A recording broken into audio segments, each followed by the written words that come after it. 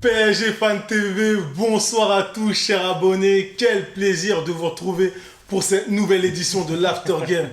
Comment allez-vous les gars? Ça faisait un moment.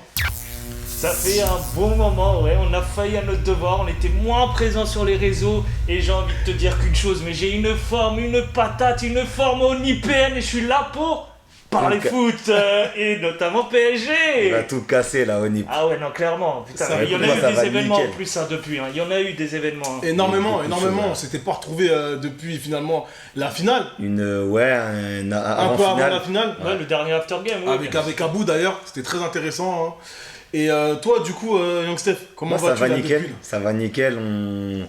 On a vu cette reprise de la compétition.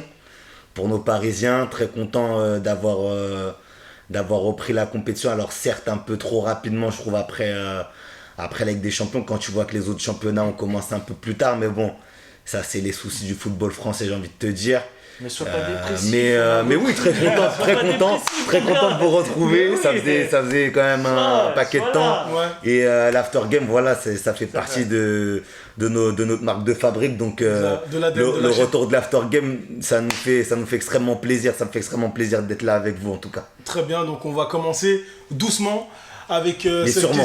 cette question, oui toujours sûrement, avec cette question assez générale. Finalement, on va prendre le pouls et j'aimerais vous demander quel est l'état de santé sportif, j'entends, du Paris Saint-Germain actuellement. C'est-à-dire aujourd'hui, les portes des transferts sont fermées. Donc on sait comment nous allons en tout cas continuer cette saison jusqu'à la trêve hivernale. On connaît les joueurs. Donc pour vous, est-ce qu'on est prêt? On est prêt pour aller en guerre, entre guillemets. On est prêt pour récidiver l'exploit de la saison dernière.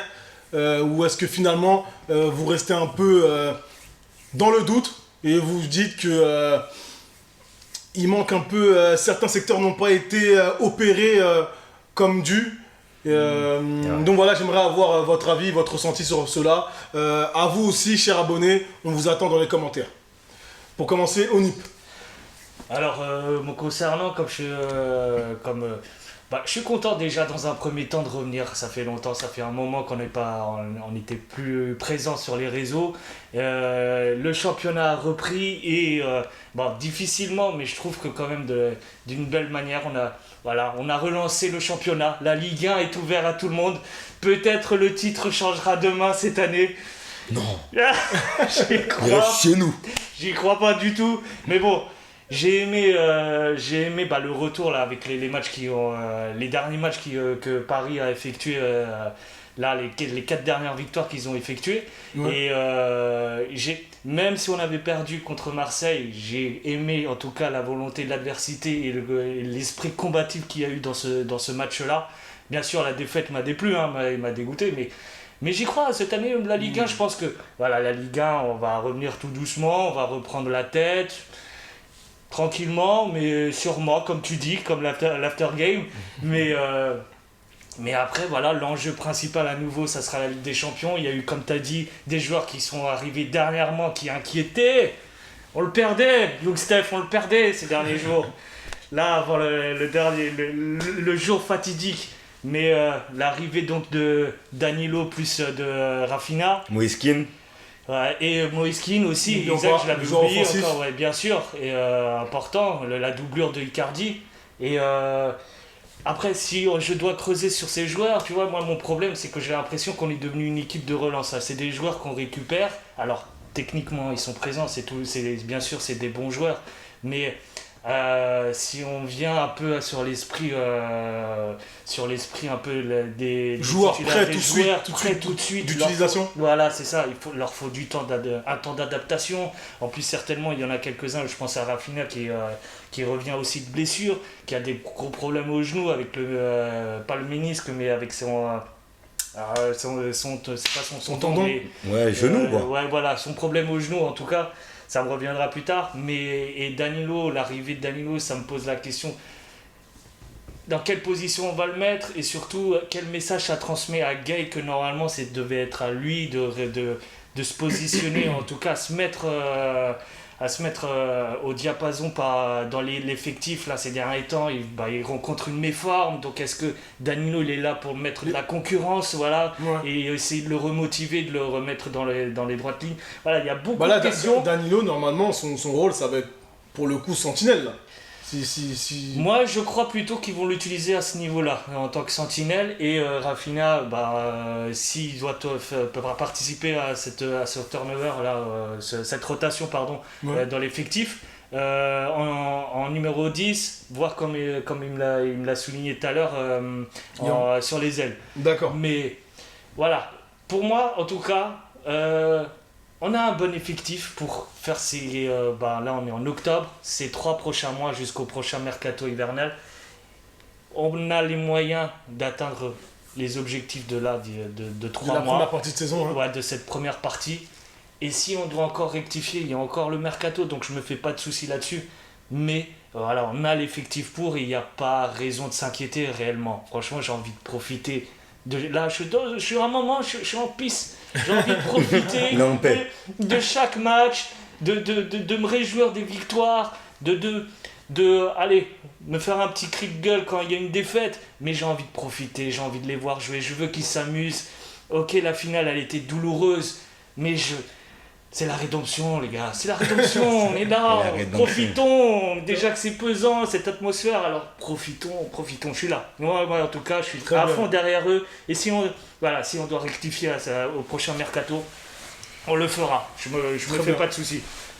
Qu'est-ce que tu en penses? L'état de santé du Paris Saint-Germain aujourd'hui? Saint-Germain, écoute, Byron, sportivement. Moi je pourrais te dire que ça pourrait être mieux. Après, en disant ça, peut-être que je pourrais être trop dur par rapport à tout ce qui s'est passé au cours du dernier mois. C'est vrai que le mercato, j'attendais en tout cas pour ma part les arrivées. Les arrivées fut tardives, mais on sait que Leonardo aime faire jouer son carnet, son réseau en général sur les fins de mercato, parce qu'il sait que les opportunités sont plus à même de se réaliser, de se décanter. Donc voilà, Leonardo a réussi à, sur le buzzer, comme on dit au basket, sur le buzzer, à dénicher trois bons joueurs, parce que pour moi, ce sont 3 bons joueurs qui viennent au PSG. D'accord. C'est pas les derniers de la classe. Donc après, au niveau des résultats, écoute, le championnat, il a démarré difficilement.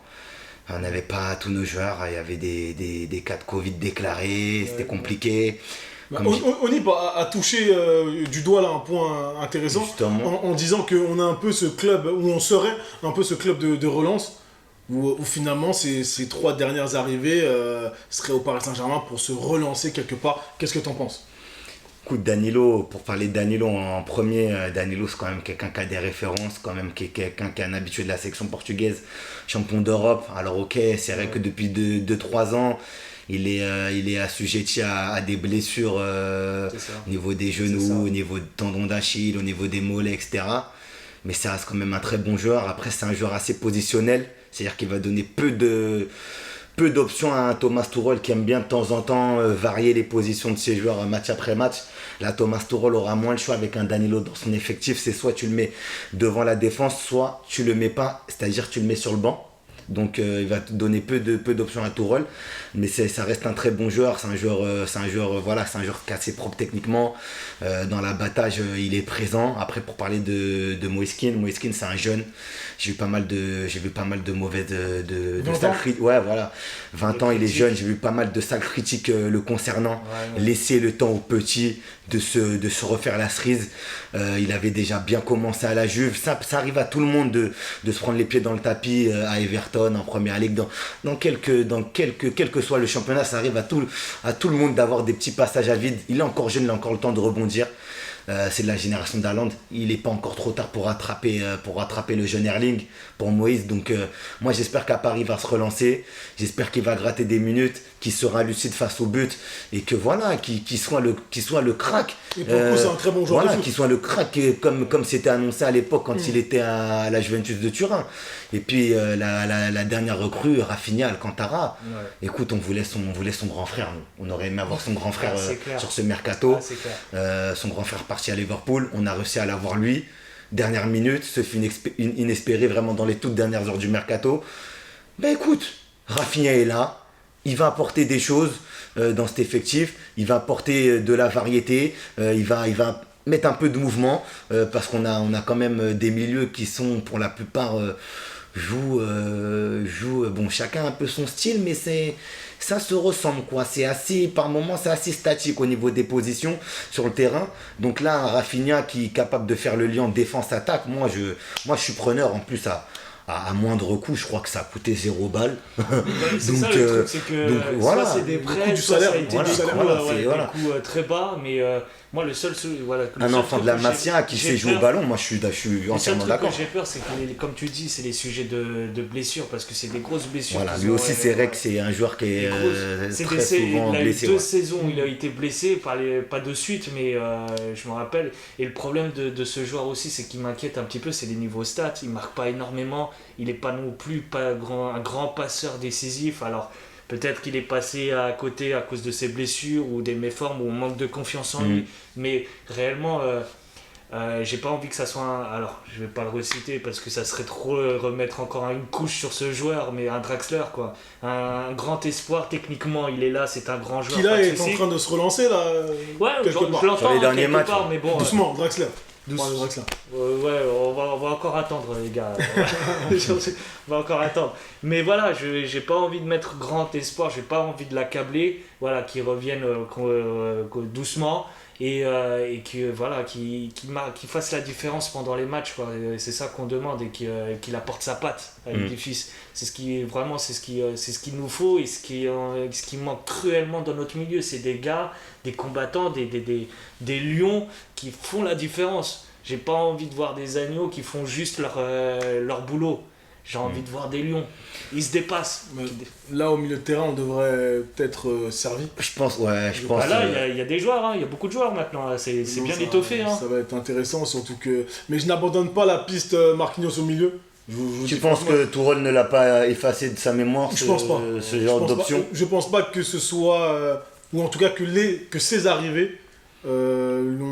Puisse empêcher Tourelle de. On supprimé Marquinhos de ce secteur de jeu pour Tourelle. Je pense pas. Moi, je pense qu'il a oublié. Vu les nombres de joueurs qu'il y a maintenant au milieu, sincèrement, ça on va verra. être compliqué. Après, s'il y a beaucoup de blessés, peut-être, il va rafistoler à ce moment-là. S'il y a hécatombe, oui. S'il y a une hécatombe, des cas de Covid, des trucs comme ça, oui, peut-être. C'est vrai que le tandem.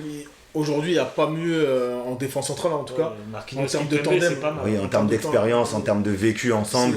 C'est clair. On oublie une autre arrivée qui est arrivée un peu plus tôt, c'est Florenzi quand même. On n'en avait pas parlé dans des affaires de Florenzi. Florenzi est pas mal, très intéressant. Qui a marqué un super beau but là. Contre Angers, contre Angers, très beau but. Ensuite, écoute, moi, comme je disais, quand Florenzi est arrivé, écoute, moi, je vois pas. J'ai clairement déclaré que c'était pas un crack, c'était pas une pointure à son poste, mais c'est peut-être le joueur qu'il nous faut actuellement, selon nos besoins. Au vu de nos besoins, c'était peut-être le joueur qu'il nous fallait, capable de centrer, guerrier, expérimenté, un bon soldat. Donc je pense que voilà, c'est pas on peut pas non plus avoir des superstars à tous les postes, hein. Il faut aussi avoir un effectif, un 11 assez équilibré. Les superstars de cette équipe, on sait très bien qui elles sont, elles connaissent leur job et leurs responsabilités, puisque parmi ces stars-là, il y en a certaines qui ont demandé des responsabilités, donc elles le savent. Donc on ne peut pas demander à avoir des Trent ou des Hakimi à tous les postes. Alors c'est vrai qu'on avait fait un Asar Game sur Hakimi, mais voilà, on est quand même aussi lucide, hein. Hakimi, c'était le big dream de tout le monde, c'était pas que le big dream de Paris, c'était le big dream de tous les gros clubs européens. Donc voilà, le fait aujourd'hui on prend Florenzi à droite. Moi, écoute, je suis très content. Pour le moment, il fait des prestations assez honorables. On espère qu'il va monter en puissance. Manchester qui arrive, Leipzig, ça va être des très bons tests pour lui. Pour moi, je vois pas. Pour moi, c'est pas un peintre en tout cas. Il est très bon. Ça peut s'avérer être une bonne acquisition. En plus, il a commencé. Franchement, il a marqué les esprits dès le premier match. Dès les 10 premières minutes qu'on Marseille, on a vu. Classique. Et en plus, c'est caractériel, le gars. Il se laisse pas faire. Il lâche pas le morceau. Et surtout, le gros point positif, c'est qu'il fait des putains de centres, le gars. Il fait des centres. Il sait centrer. Il fait des centres. Il sait centrer. Ce qui est nouveau déjà. Alors, il fait des centres. Alors, je dis putain de centre parce que j'en ai plus l'habitude dans l'effectif. Ok, faut pas s'enflammer, on attend encore. Il y avait un moi, certain je trouve- escroc belge avant Mais lui. je trouve que déjà, il s'est bien visé. Les centres, ils vont à la bonne Ils vont à personne. destination, tout Ils à vont fait. à la bonne personne. Tout à fait, tout à fait. Bah, d'ailleurs, vous avez parlé du couloir droit. Je vais forcément parler de ce latéral, en tout cas, ou de ce poste de latéral qui m'inquiète un peu. Latéral gauche. Latéral gauche, à l'opposé du latéral droit. Aujourd'hui, c'est Bakker qui semble avoir le boulevard. Qui semble avoir les faveurs là, de voilà, Thomas exactement. Tuchel. Et surtout le champ libre. Surtout le champ libre. Avec l'instant, un oui. Kurzawa Suspendu. suspendu Ouais. et un Bernat blessé. Voilà, il est tout seul, quasiment. Qu'en pensez-vous? Qu'en pensez-vous du jeune parisien? Bah écoute, Bakker, Ça te laisse dubitatif. ouais, ça me laisse dubitatif, comme en même temps, j'essaye de pas avoir le tableau noir foncé le concernant, parce que je me dis, voilà, ça reste un jeune, voilà, c'est l'école de l'Ajax, donc je me dis qu'il n'y a pas de raison que ce soit un grand flop à la RC au PSG. Tu vois, si tu vois ce que je veux dire. mais c'est pas, Donc, c'est pas dans ce sens-là. mais c'est vrai que oui, je vois sous quel angle tu me poses cette question. Est-ce Il y que a tu la penses Ligue- que cette année on est armé avec il y a, Bakker il y a sur la le Ligue côté des gauche? Champions, il y a la Ligue des Champions qui se profile. Est-ce que ça va pouvoir le faire avec un backer à gauche? Voilà.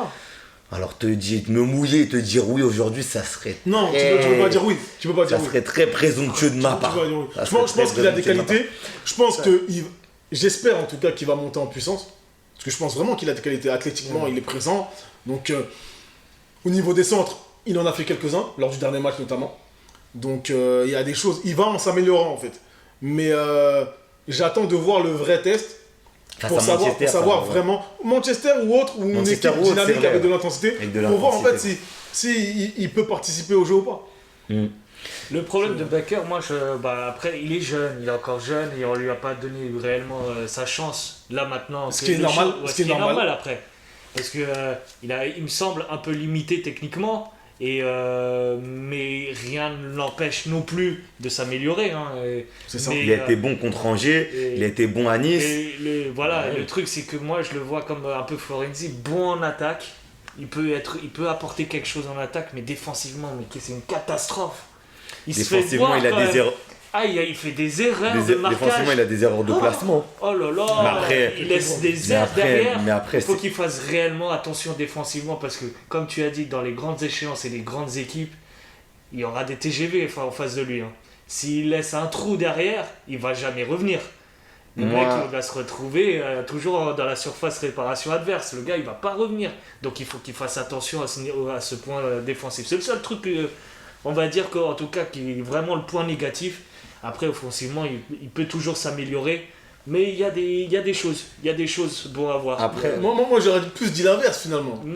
Après, Après, en fait, je vois, j'entends ton analyse, mais j'ai pas l'impression qu'offensivement il apporte énormément en fait. non, en fait, J'ai pas l'impression que ce soit son Bah, point fort il est quand même, offensivement. il est quand même très, très demandé, avec notamment avec alors Draxler de mémoire.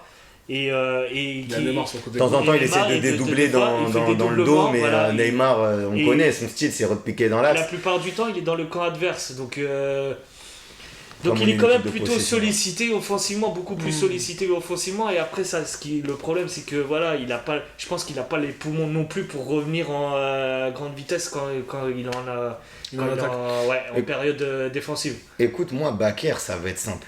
C'est un joueur au final, juste pour le moment en tout cas, là à l'instant T, quand je parle, c'est un joueur que je trouve assez timoré, qui occupe une place qui fait figure de maillon faible actuellement au Paris Saint-Germain, puisque notre titulaire habituel est blessé pour une longue durée. Donc quand je vois Bakker, voilà, très timide offensivement, défensivement, qui n'est pas toujours très rigoureux dans ses interventions, etc., qui a peu de vécu avec des Kimpembe, des Marquinhos, etc., je me dis, ça pourrait être compliqué pour la Ligue des Champions. Après, comme je t'ai dit, c'est un enfant de l'Ajax, donc j'essaye d'avoir bon espoir en lui. Je me dis que Leonardo, qui n'a pas réussi à vendre sur ce mercato, qui est pour moi le bémol de ce mercato, parce que ce mercato, on peut en être très content au niveau des arrivées, mais on peut aussi en être très mécontent au niveau des départs, puisqu'il n'y a pas vraiment eu de départ. Je me dis que peut-être voilà, il y a pas eu de transfert payant. On n'a pas pris d'argent par rapport au FPF, etc.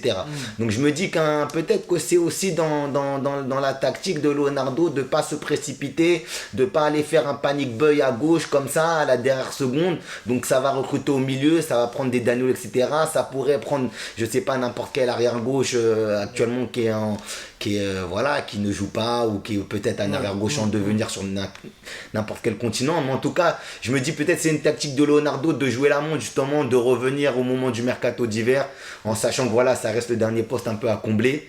Et peut-être que cet hiver, on aura peut-être l'arrivée d'un latéral gauche. Mais en tout cas, je me dis que là, pour les 2-3 prochains mois, faire la Ligue des Champions, la phase de poule avec Bakker, c'est pas non plus la mer à boire. Il y a Manchester à passer, il y a Leipzig à passer, il y a Başakşehir à passer. Avec Bakker, c'est voilà, on aura de temps en temps, je pense, des surfroides, parce que les Greenwood, les Forsberg et j'en passe et des meilleurs, voilà, ça, quand t'as Bakker en face et que t'es du côté PSG, t'as des petites craintes, forcément avant les matchs, mais je me dis que voilà, il n'est pas tout seul sur le terrain, le foot se joue à 11.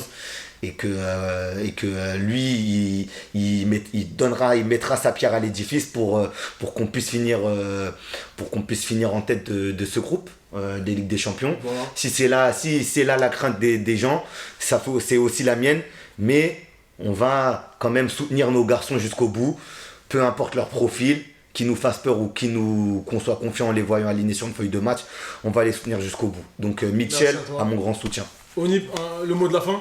Juste pour terminer, le truc, moi je pense que au niveau jeu, comme les joueurs et tout, je pense que voilà, les joueurs comme Bakker fera leur gamme au fil du temps, les joueurs confirmeront leur position, leur statut. Et comme j'ai dit les trois au début de la vidéo, je pense que voilà, il n'y a pas besoin de faire plus. On a les joueurs qu'il faut pour atteindre les objectifs pour la fin de saison. Mais en tout cas, moi je trouve que je pense qu'il y a un enjeu quand même important qui n'a pas été cité jusqu'à maintenant, mais je pense que c'est la relation qu'il y aura entre Leonardo et Tuchel pendant ces 3 prochains mois. Toi, tu lances des sujets comme ça, c'est là. Des sujets épineux. Je sais bien. Sujets épineux. Je sais bien, mais le truc que quand je l'ai écouté, je me suis dit merde, j'ai oublié de dire quelque chose. T'as bien fait. Mais en tout cas, voilà, c'est un enjeu que je pense. Je vais terminer là-dessus parce que je vais pas en parler. Mais vous pouvez en parler, les gars. Parlez-en dans vos commentaires. Vous inquiétez pas. Donnez-nous votre point de vue sur ce sujet, sur le Leonardo Tuchel Gate. Je pense qu'il y aura un feuilleton là-dessus qui malheureusement il fera un peu pas déjouer, mais en tout cas fragilisera en tout cas l'effectif, le PSG. Très bien, ce sera donc tes derniers mots pour cette émission. Mais je suis confiant pour ces 3 prochains mois. Et Manchester, on va aller boire. Chers abonnés, j'espère que cette édition de l'After Game vous aura plu. N'hésitez pas, donnez-nous votre avis. Suivez-nous sur les réseaux sociaux, Twitter et Instagram. On vous dit à très vite pour une prochaine édition. À bientôt. Merci pour la profondeur de banc, Léo.